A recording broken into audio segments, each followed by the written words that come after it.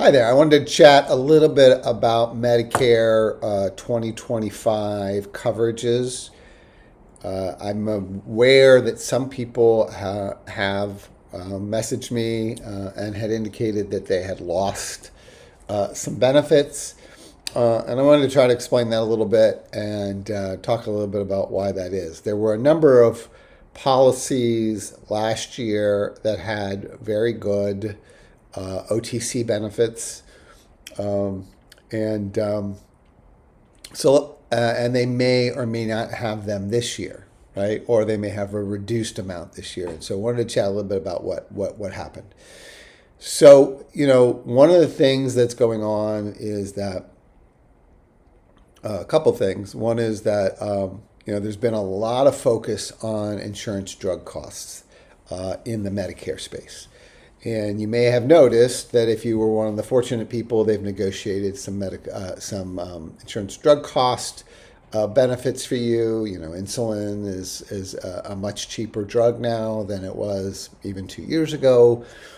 And one of the things that's really happened, if you check in your explanation of coverage, you'll see that you now have a maximum pharmaceutical cost of about $2,000. If you have a MAPD plan or just a PD plan, they've maxed out the amount you can be responsible for is $2,000 in a coverage year. And if you look the year before, it was probably much higher, 4 or 5,000, right? So one of the things that insurance companies have to do, and their rates didn't go up because of that, so they had to go carve out those costs somewhere, right?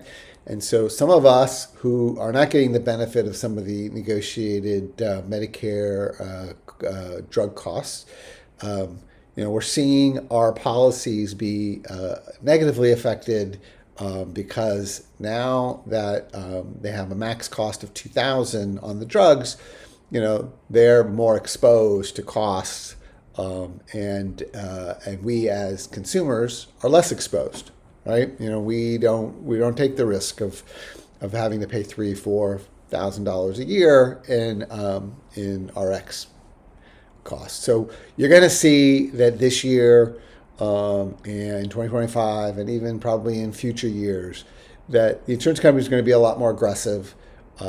You might find that that they may not even continue to keep certain types of insurance in certain markets. You're going to see that they're going to reduce benefits to counteract that. I think ultimately, for the people who are on Medicare as a group, these are good changes, but we did have, but they don't come without a cost. So that's kind of what's going on there. And if you have questions, always feel free to reach out to me.